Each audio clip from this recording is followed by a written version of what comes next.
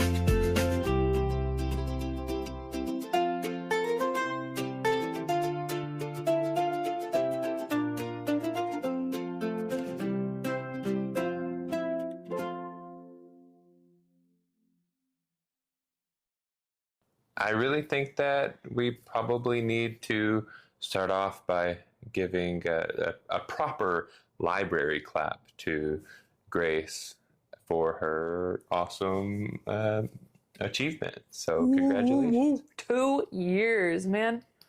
I am Dunsky. And I'm super proud of her. And I've told her 1,000 times. I tried to make sure that she knows that I'm absolutely proud of her. I'm excited. I know it was a lot of hard work. It's one thing to just get your master's degree for sure, but it's another thing to be raising a toddler, another thing to be working a full-time job. It's another thing to be pregnant for for a majority of About it, half, for 9 months of it, and then having a C-section and then recovering from the C-section. Yes, exactly. And then doing all that while achieving your master's and doing it with a 3.8? 3.91 GPA, all A's. Very proud of myself with that, not even gonna lie. My mom, shout out to my mom, Angela. My mom says that the Grace that got her undergrad was my dad's daughter. Diploma. C's get degrees. That getting my undergrad was the girl that got her undergrad was my dad's daughter, and the girl that got her master's was my mom's daughter. Because tried a bit harder with my master's. And I don't know where I was going to go with that next thought, but I do know that your success in college will only bleed into the future, so I'm excited to see where you go for sure. Oh. But with that being said, guys, we missed y'all. Like, genuinely, we haven't gotten to sit down. I know, we did. We missed our little dates. We missed just getting to hang out and talk. And people have been messaging me like, "What is going on? Are y'all okay? Are you sick?" Guys, we're fine. We had to get her graduated. I guess I was a little sick, today, but I'm fine. And it just kept getting pushed off. My cousin kept texting me and was like, "Hey, when's it coming out?" And it's been like 2 weeks since 2 weeks since we released the other episode 2. Yeah, we're behind a little bit, but we're going to catch up. Yeah, we're fine. You are going to get a double dose of the Brewers because you're getting episode, at this time, at episode 3, Mm-hmm. and that will be on Saturday. Mm-hmm. And then turn right around and get episode 4 on Sunday. Yep. So, episode 3 Saturday, episode 4, that's like a double espresso, baby. Okay, so you get your double shot of espresso. We're super excited for it.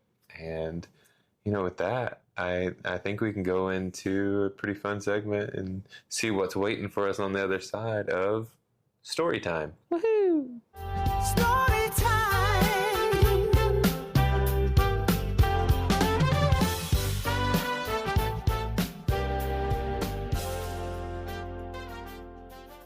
And here it is, story time. But before we get there, you might have noticed if you're watching, we have a different set of clothes on. The reason being is because we were filming episode 3, got completely done with it, and then when I got into post, for whatever reason, there's a loud cracking sound in one of the first segments, and then poof. Our mics stopped working or the audio messed up. I don't know if it was to do with the storm. I don't know. But we lost it all. So we're having to refilm. We were going to give you episode 3 and 4, but now we're in a crunch. So it's just episode 3, and we'll film episode 4. Maybe we can provide some bonus content, to maybe break it up before episode 4 comes out. Yeah. Just give y'all a little something extra. But we're probably just going to resume the normal schedule now. It just makes it a lot easier. But it is what it is. Thanks for sticking with us through it. So, anyways, into story time. We have some great stories. And our theme this week is sibling trauma. I had to put some emphasis in there. So, we're kind of on opposite ends of the spectrum when it comes to sibling trauma. I was the one receiving it, and I was the one giving the trauma. So, with Grace being not really the oldest. The oldest kid in the house. Yeah, she was the oldest kid in the house, and her 2 younger siblings were there as well. Because her older siblings are a little bit older, so they weren't in the house. Very much yours, mine, and ours situation with my parents. So yes. So, and then in mine, it's just me and my brother, and I'm the baby, and that called for a lot. So, anyways, I guess I'll start. I'll start today. Yeah. And anyways, I have 3 to kind of break up because I really got to put some emphasis on this trauma. And so as we get started, I'll just go ahead and shout him out because I'm going to mention him several times. Not only my brother Cody, but also Roy, Nieto. You were pretty much in this over and over again. Anyways, yes, poor Roy. So as I was saying, my sibling trauma was I was the one getting it for sure. Cody was beating me up all the time. And, I'm not saying any of this to bash my brother. I'm just saying this stuff because in hindsight, it's kind of funny. And I think it's just something brothers do. And I think older brothers just, give you a hard time. Maybe older siblings in general. I was rough with Danny girl. Yeah. And so I think it toughens you up. I do. Yeah. But she's tough now. So you're welcome. And I'm, tough too. So thanks, Cody. But anyways, I've said anyways like 1,000 times at this point. But we are going to go ahead and get into the stories. My first story involves ketchup and Roy, of course. So I'd invited Roy over to the house just to hang out. He only lived a few blocks away. And for whatever reason, whenever I had a friend come over, it just seemed like it was a trigger for Cody to come just torture me. And as you'll find out in these stories. So in this story, Cody decided that when Roy walked in the door, he had to prove his dominance. And the way he was going to prove that was with a ketchup bottle. because he was fixing his lunch, and that was the closest thing in his hand. So literally, as Roy is knocking, Cody starts marching till it's a hard hallway because I'm coming out of my bedroom. And I don't even remember what he was saying, but he just started barking orders. I'd already told Roy to come in, and Roy came into us screaming at each other. And he was like, whoa. Yeah, I'm sure he opened that door like, why did I come over? And Cody pushes me down and proceeds to beat the crap out of me with this damn ketchup bottle. I mean, honestly, I wish we could do a reenactment of just the drama that ensued of ketchup flying everywhere and him, smacking me like a little biatch back and forth. And I'm crying and a mess. And after he was done, I kind of looked at Roy, and Roy was like, dude, I'm going home. Bye. And so he left, and I was like, I don't blame him. Like, yeah, no. I was mad at Cody for the rest of the day. I told on him and everything, and he got in trouble. But so that was, one bit of trauma. That was the ketchup trauma. My second trauma is blow dart trauma.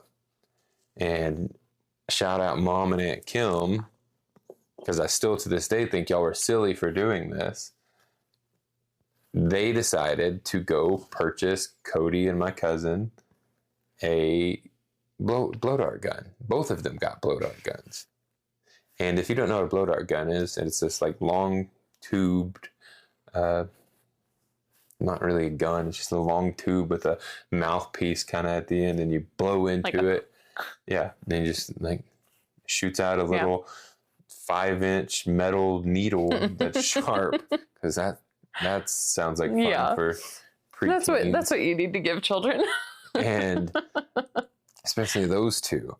And, surprisingly enough, Mom and Aunt Kim, after they buy this, they're like, we got to go to the grocery store and get dinner and stuff. So we're going to leave.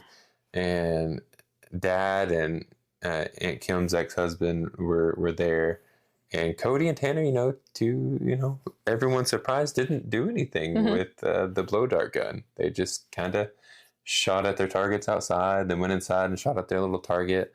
And it wasn't really a big deal. Mom and Aunt Kim came home, and Mom asked me to go get Cody and Tanner and say, hey, supper's ready. And so, of course, some time had passed or whatever. But long story short, I walked in there, and I told them, I was like, hey, guys, supper's ready. They're like, why do we care? Like, this is why I don't send the youngest to go tell them, sorry, me as an adult now, I'm going to go tell them, like, hey, guys, get your butts in here. But anyways, they weren't shooting. They were just kind of, telling me to get out of there. And so, I raised up my hand, and I was like, guys, Mom and Aunt Kim, they want you in the other room. And Cody decides that would be a perfect time to aim for my hand and shoot this 5-inch blow dart, which proceeds to fly through my hand, by the way, and stick out the other side. And so I have this needle in the middle of my hand, and I am having a full-on, that didn't really hurt, but I'm having a full-on... There's an object literally through my hand. Panic attack, because there's a piece of metal just sitting through my hand, even though it was thin. And I guess because it was like a needle, it just kind of... didn't do anything. Like, I barely even bled, honestly. I think I just... Like a shot. Yeah. I just got lucky it missed nerves and everything else, and veins and all sorts of stuff. Like 1 in a million kind of shot. Yeah. So, I guess it is what it is, and... Aunt Kim checked it out, and they doctored it up, and they said, if it starts hurting or anything. But I never had any pain from it. It was just more of a, whoa. So don't give your kids blow dart guns. Just saying. There's your lesson for tonight. Especially if they have siblings. Yeah. So my final story in story time, and just to round off my sibling turmoil, my final story is about bow and arrows, which kind of still revolves around Aunt Kim and Cody and Tanner and all them. So, but anyways, my cousin Braden he shot bows and arrows, and I took a liking to it. and he decided it'd be really cool to get me a gift. And so he gave me a practice bow with some, rounded off metal tips that were like dummy arrows. I don't know the professional term for them. I'm not a hunter. They weren't sharp. Yes. And so I had it for a long time, like no problems. And then I invited Roy over. So It's Roy. It's Roy. Common denominator is Roy. So I invited Roy over, and trigger warning for Cody ensued, and he decided to pick it up after I'd taken a break from it. Here comes Roy down the street. I better go get Garrett. Not the heck was the issue there. And he picked up the bow and arrow and he aimed it right at me. And we're like 6 to 7 feet from each other. And I'm like, what are you doing? And you're like, I'm cowered up, like protecting all the body parts. And he actually ended up lowering it and he put it down. And he's, I'm just messing with you. I wouldn't actually shoot you. I just got to scare you a little bit. And I was like, we don't play with stuff like that. Like, what if it would have slipped? And he's like, I'm in control, whatever.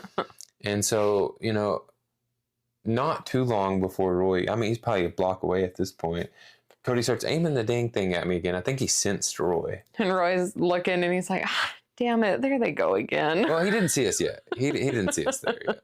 So he couldn't have seen, because we used to have like a big long tree line right there. So there's no way he would have seen anything. But anyways, so Cody's aiming at me and he decides it'd be smart to let go. And he's in control. It's fine. Yeah, he was in control. He chose chaos and violence. And so the arrow, as he releases, it hits me in the corner of my eye. So for our listeners, like literally right in the corner of my eye. For our viewers, you can see where I'm pointing. Barely misses my eye, just hits that bone right there. And it knocks me on the ground. It hurt. And, I was kind of like, it didn't knock me out, but I was, kind of dizzy and just got, hit 6 feet from a, metal object flying at my face, and it barely missed my eye. And I'm bleeding from it and everything. And Cody comes over there. Are you okay? You okay? Hey, don't tell Mom. Just don't tell Mom. Don't tell Mom. Yeah. I always did that. And of course, I start standing up, and about that time, Roy is walking up again, and I'm sure he had the same thought process. Like, damn it, these white people. I'm going home. And anyways, I decided to go run and tell Mom. Yeah, that's reasonable. Yeah, and Cody got in a lot of trouble for that one. Roy didn't leave this time. So. Oh, good. He stuck around. And I'm sure there was multiple instances, honestly. And, even me and Roy were kind of violent. Like, we used to have like fight clubs in 3rd and 4th grade. So, it is what it is. But we, I don't know. That's my trauma. Thanks, Cody, for making me tougher. Yeah. Okay, so I just have one, and it's, pretty short and sweet. About me traumatizing my younger siblings. So whenever I was in like 3rd or 4th grade, that would put my brother and sister in like preschool and kindergarten. So they're pretty young. So, looking back, it's pretty mean, but then I thought it was really funny. Our parents went on a trip to South Africa. So we knew that they were going to go on a safari and like go see the lions and the elephants and giraffes and everything. And so it's April Fool's. And what do you do on April Fool's? You tell really mean lies to your younger siblings, like you're adopted. That's one way to look at that. Like our parents got eaten by lions and they're never coming back again, because that's what I did. I distinctly remember being like, guys, I got bad news. Mom and Dad got eaten by lions. And they were crying. We were staying with our grandma and she had gone inside, so it was just us in the car, and they started crying. And I'm just like, this is funny. April Fools, got you. And they didn't think it was funny. They kept crying and crying. And then my grandma was like, oh gosh, what happened? And had to tell them. And I was like, it's funny. And it was not funny. And yeah, they still my little brother and sister still are not happy with me about that. And I feel like they don't even really remember. I feel like they probably just know it from the story and they're not happy about it. I feel like I didn't traumatize them that much. I But feel like they probably remember crying, thinking that their parents were dead. And they got were never eaten by going to see them lions. again. And it was in the most violent way possible. Oh, yeah. That's like every kid's fear. They're like, oh, Scar, brother, Oh my help gosh. me.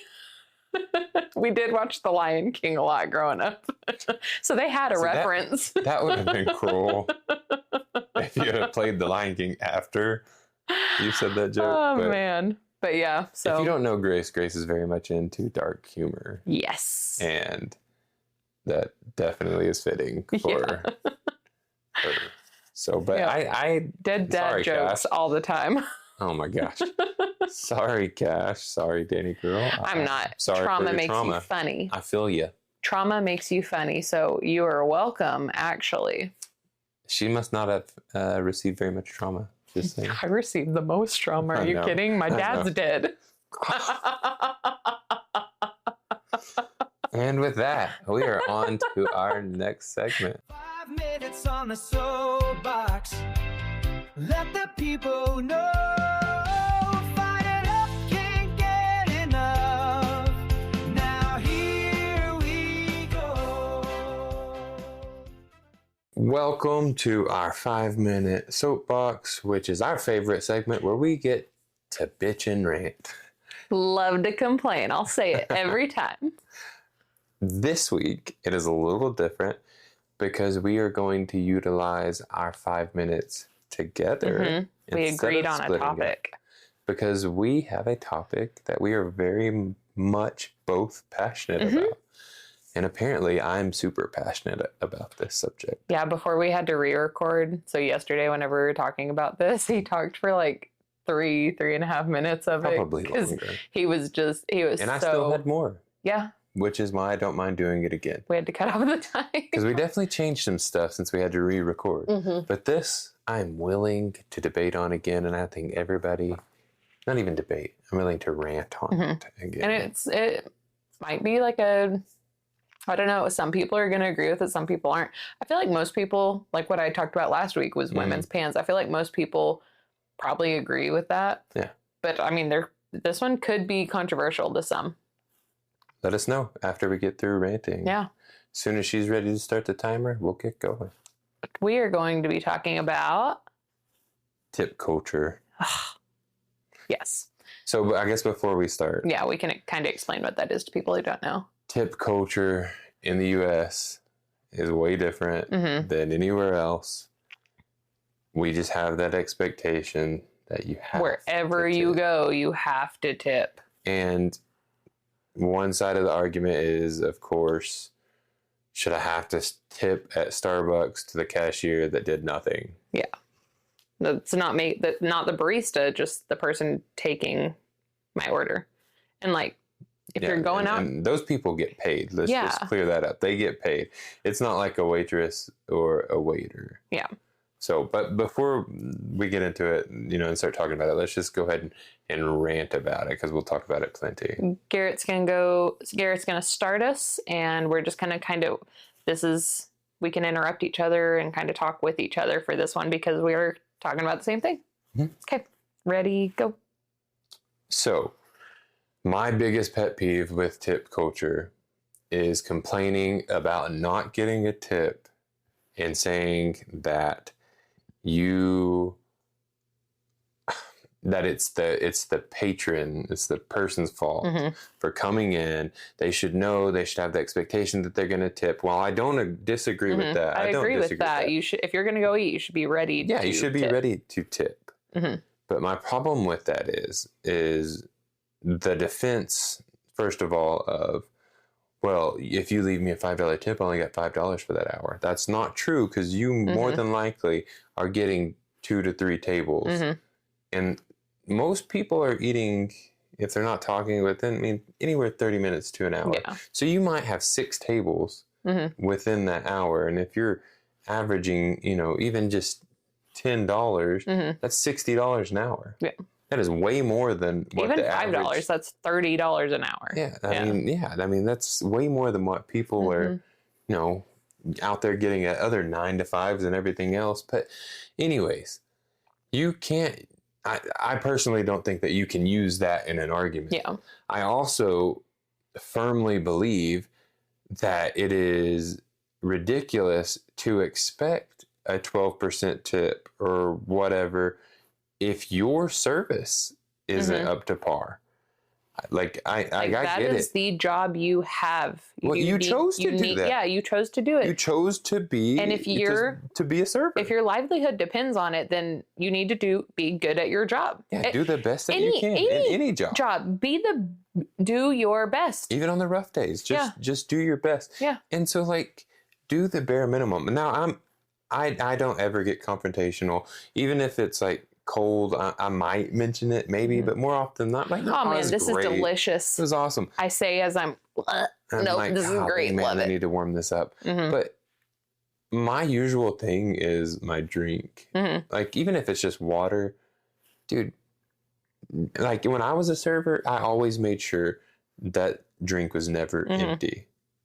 So if my drink stays empty until sometimes after I eat, I am not going to tip you as high as I usually would tip somebody.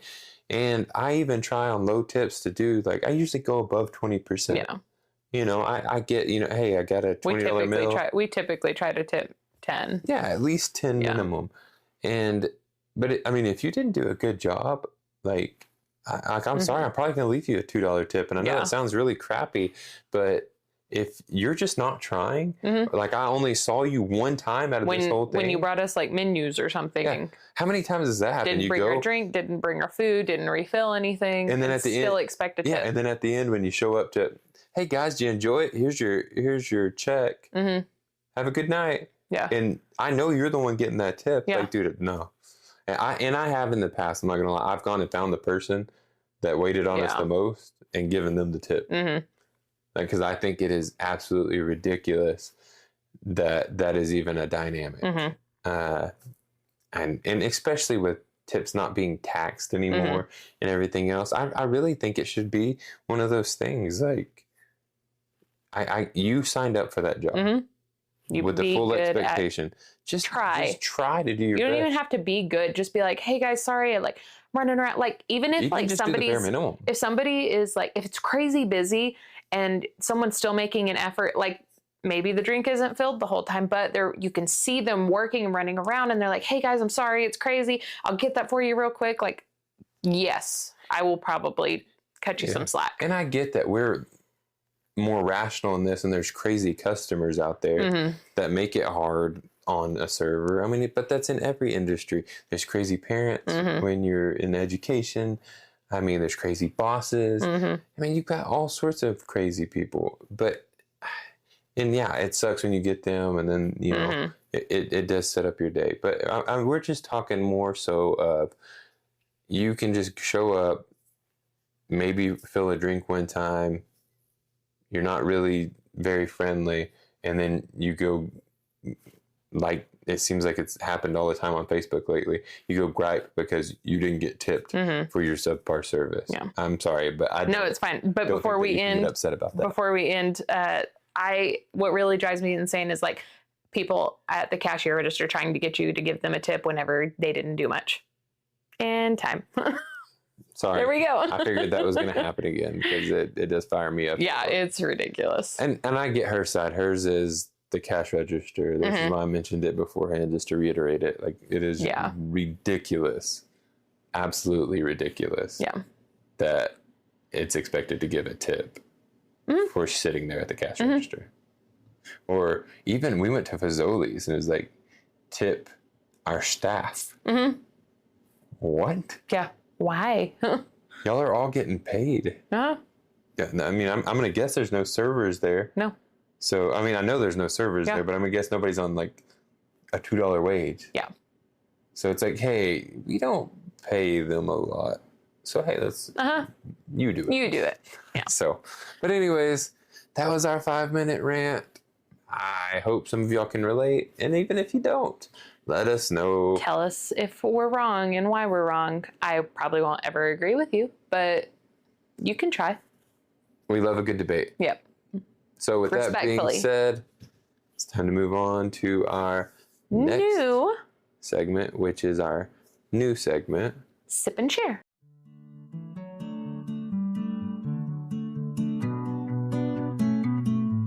Sip and share, we're here with you. Stories old and stories new. Sip and share the moments too. Sip and share from us to you. It's time for our new segment, which we're super excited to debut, and that is Sip and Share. We got a listener to send in a story. Now we need more. Yep, we're excited about this. Please send us your stories. It can be anonymous. Anonymous, funny, sad, helpful, questions, stories, whatever you want. Yeah, this is just our time to really listen to you. And just, to go ahead and give you a heads up, we are combining this segment with Strengthening You this week. We'll bring Strengthening You back next week. We just really think that with the subject area that we're talking about today, that this kind of encompasses it all. Yeah. So, disclaimer ahead. We already talked about there being a trigger warning. Our subject area today is suicide. Okay, so if you need to skip past, go ahead, but here's our disclaimer. Yes. We just wanted to say the story touches on mental health and suicide, so please listen with care. If you're not in the right headspace, it's completely okay to skip ahead and join us in the next segment. And if you or someone you know is struggling, you can dial or text 988 in the U.S. to reach the Suicide and Crisis Lifeline. Just remember, guys, you're not alone. So, with that being said, we're going to dive into our Sip and Share, and our listener wanted us to use her name so that her story could be out there. We're going to kind of stray away from last names just to predicate that a little bit. But this is Taryn's story, and I think Grace is going to read it, and we'll discuss it afterwards. So she sent in, so I am going to be a bit vulnerable, but she wants to add to our story last week regarding mental health. And so she's kind of talking about our first episode where we kind of touched on depression and, dark places. She said, I am a huge advocate for mental health. I attempted suicide November 12th of 2023. Had my husband not found me when he did, the doctors say I would definitely not be here. I was resuscitated twice, had a stroke, was in ICU for a week, and the story just goes on. I still live with the repercussions of that choice every day. I used to be that person that said, nothing is that bad to try and kill yourself. Well, here I am to tell my story by God's grace. I never thought about suicide previously, just did it one night. So yes, I'm a strong advocate for mental health. She said that if her story can help someone that's in that dark place, then she's all about sharing the story. She said that she and I are kind of in the same boat because she lost her mom at 12. It was very sudden. She, about a year ago, lost her dad very suddenly, and she lost her mother-in-law suddenly in January. So we just kind of talked about,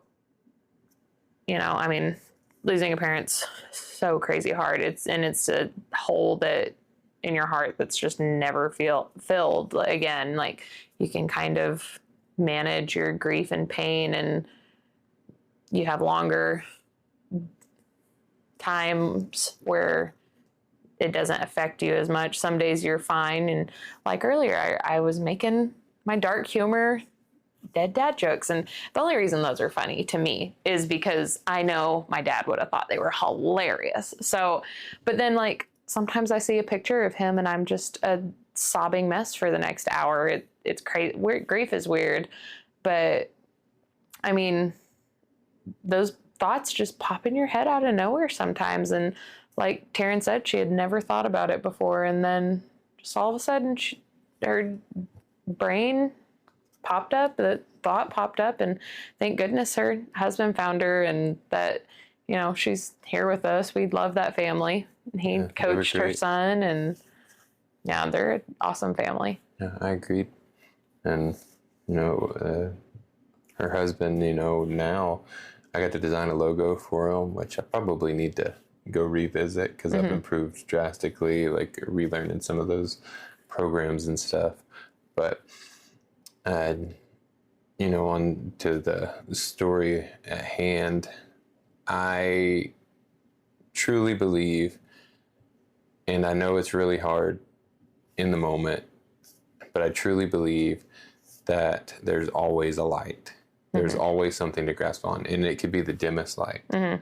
And I think that we have to grasp onto those moments, and sometimes our brain chemically just doesn't know how to do that, and we struggle, and people don't understand that struggle. So it is easy for me because I haven't had, you know, those, you know, dark thoughts, because I've heard so many stories, witnessed so many stories of suicide, and I just see the grief side of it. I just never, you know, wanted to put that on any of my family members because I truly love them.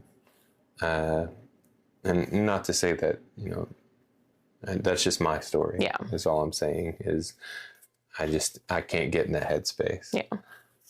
But I understand as far as, you know, I know that sometimes it just says, hey, this has got to happen right now. And it just starts going. I think those are the moments that we really got to dig in and really try to find that light and push through. Or like even, so I didn't even tell you, I honestly had forgotten about it until now. You know, I talked about, I think I had postpartum depression for a little bit. There was one time when she was just screaming. I couldn't get her to stop. And I was like, and my brain tried to say, man, she might be better with somebody else. You're not doing a great job. And it just came out of nowhere. Because Grace is a great mother. Well, thank you. But like it just, and immediately I was like, oh no. And like had to like consciously push it away. Like sometimes it's easy to do that. Like my brain thought it and I was like, whoa. Absolutely not. Like I am here for my babies, my husband, my family, my parents, my siblings. No, absolutely not. For me, like, so, but I mean, it can come out of nowhere. Yeah. And I mean, sometimes, like one of my favorite Harry Potter quotes, happiness can be found in even the darkest of times if one only remembers to turn on the light. Dumbledore. But I mean, sometimes you just get in those dark places and you got to find any little light you can. And I've always said, you know, it's a permanent solution to a short-term problem.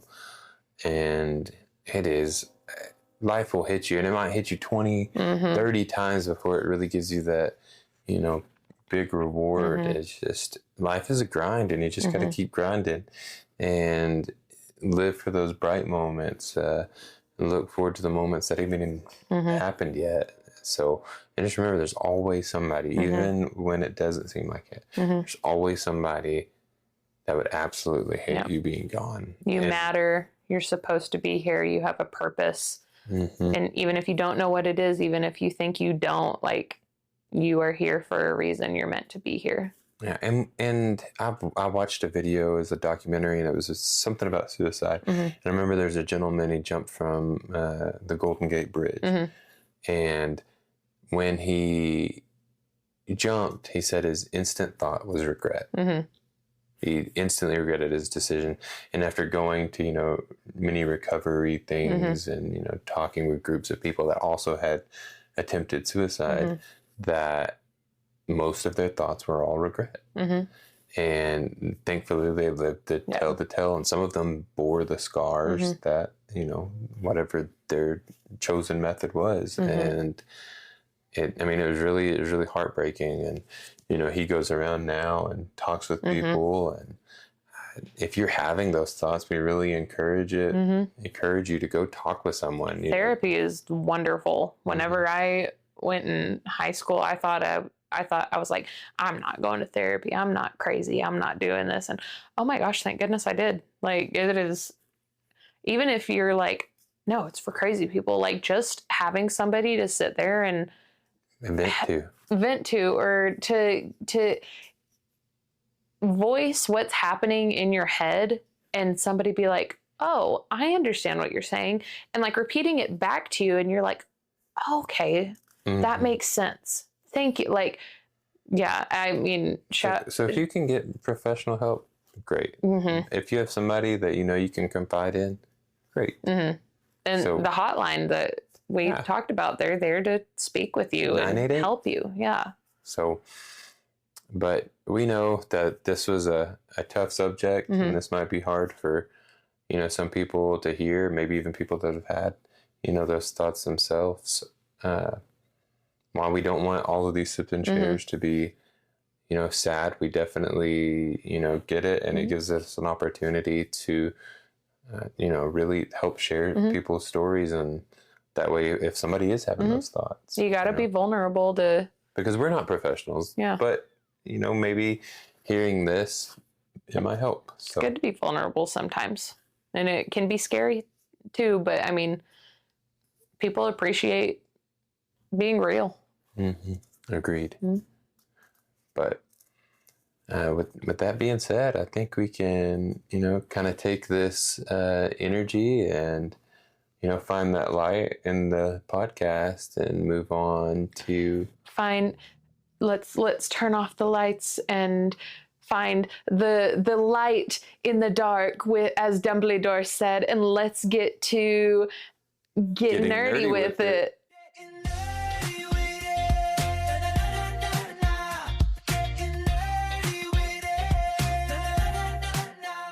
And here we are, getting nerdy with it.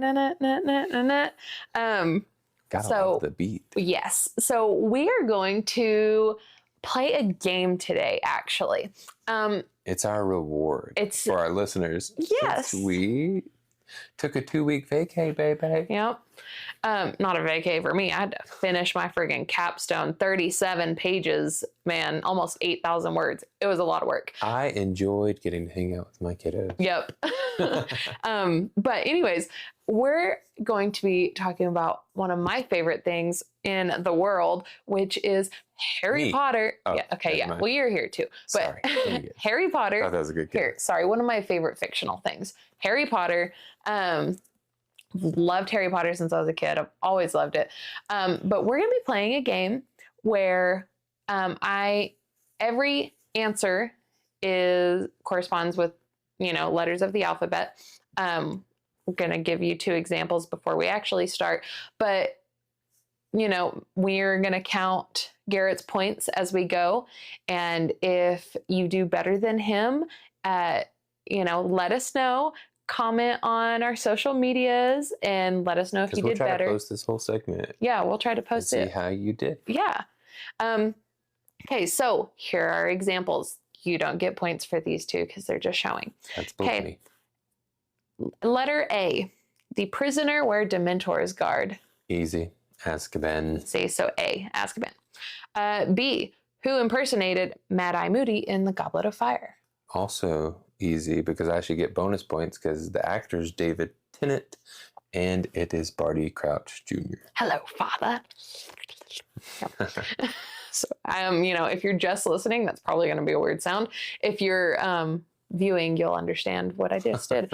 Okay, so we're going to start with C, and we'll keep points. So y'all have to start with C, obviously. Yes, you guys can't take A and B, but we're going to start with our points. All right, so C. The student that dies in the Goblet of Fire. Extra points here too, because it's Edward, a.k.a. Why did I just space on his actor name? I have no idea. Robert Pattinson. It is Cedric Diggory. I am a Twilight girly too. See, I know I'm going to start off strong. Cedric Diggory, number 1. Okay, D. Harry Potter's nemesis at school. Draco Malfoy. E, the disarming spell. Expelliarmus. So we got 3 points right now. Turned me into a Harry Potter nerd. Yes, I have. Very proud of it. F, the broom Harry gets from Sirius at the end of The Prisoner of Azkaban. I know the Nimbus 2000 because it is, I don't care what The anyone says. fastest broom in the It is a world. Dragon Ball reference, the Nimbus Cloud. That is the only reason I even remotely remember that. But we're not worried about that one right I have now. no clue. I mean, I think I do have a clue, and it's the Thunderbolt. Firebolt. It starts with an F. Dang it. Firebolt. So still 3 points. Oh, it is an F. I forgot the first letter. Dang it. Okay. So G, Ron's sister. She has no personality in the movies. I almost said Gwynny. It's Ginny. Ginny. Yes, so that's 4. The movies, they gave her no personality. She is a badass in the books. All right. H, the dragon Harry has to get past in the first task of the Triwizard Tournament. Didn't even know it had a name. Yeah, they all have names. There's the Chinese. Why couldn't have this been Firebolt. Hagrid? This would have been so. I know. It would have been too easy. I have no idea. The Hungarian Horntail. Oh, yeah, that's something that's just sitting up in this noggin. I don't remember all of the other dragons, but from that task, but one is the Chinese Firebolt. No, not Firebolt. Gosh, that should have Chinese been something. And then the other one is the Swedish. There's S. We already know what S is going to be. Snout. I think. If I'm wrong, tell me. I. Okay. So one of the 3 unforgivable curses.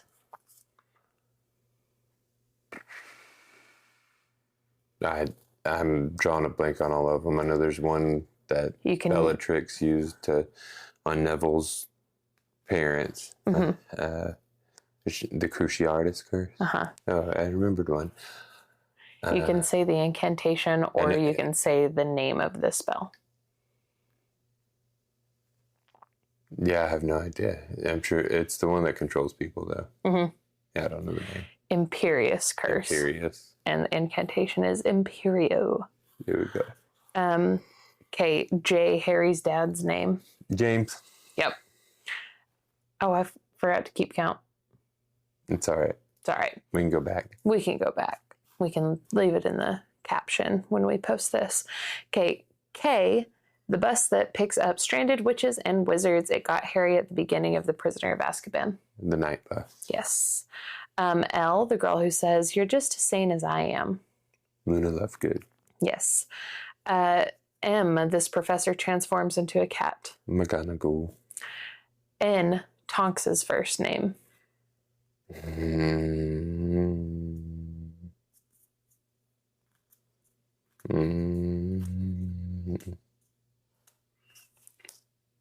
I don't know. Don't call me Nymphadora. Oh, the spell that erases memories. You can, again, do the name of it or the incantation. It's Obliviate. Yes. Bonus question. Oh, no. This ain't the bonus Do you know the name? podcast. Do you know the name of the professor that tries to use it in the second book on Ron and Harry? No. Gilderoy Lockhart.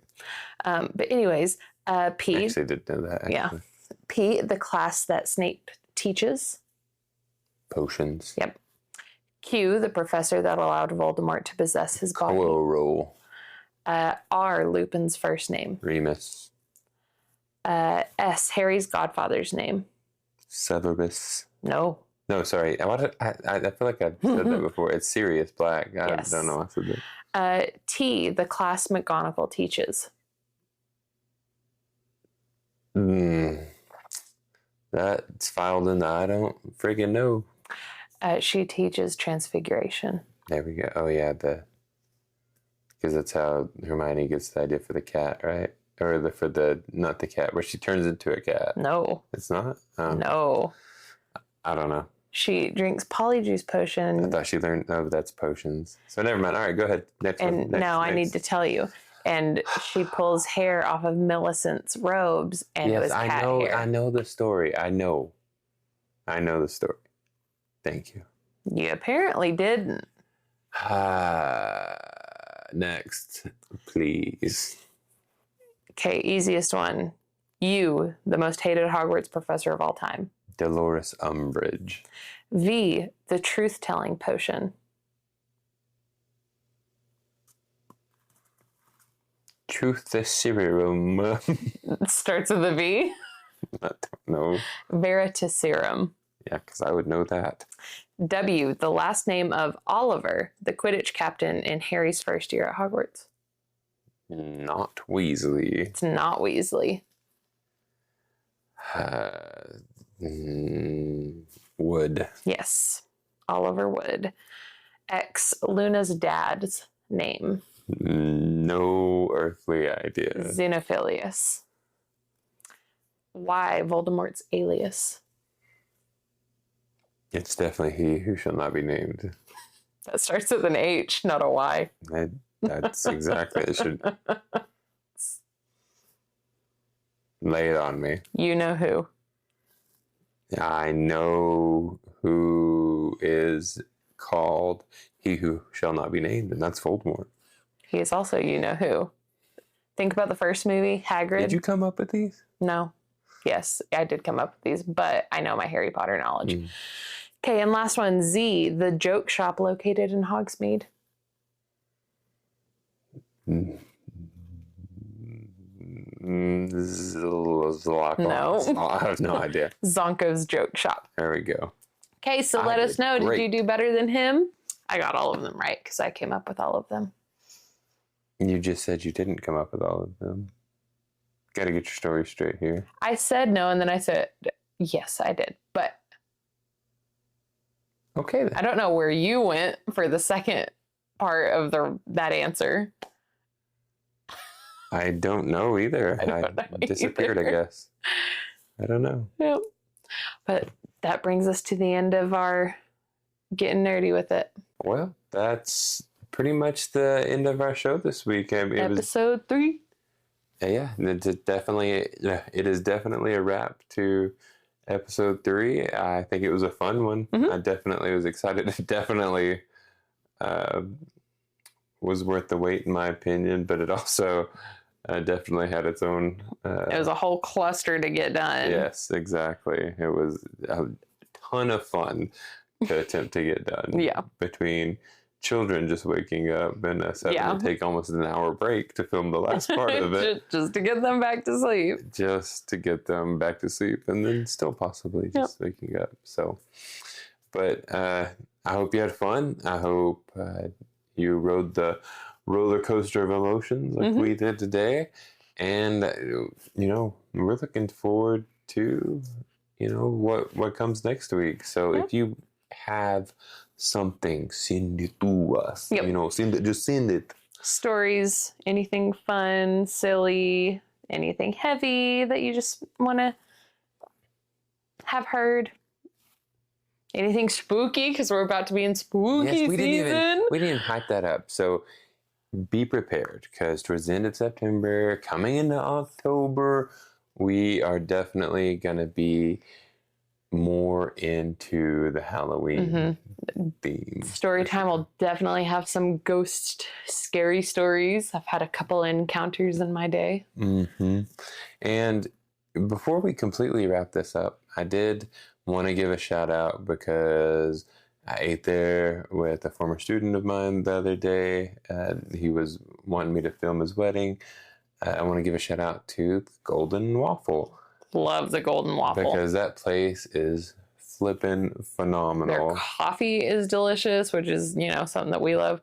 Their mimosas are delicious. Their food is everything I've had. I love the Mama Migas. I get it quite often.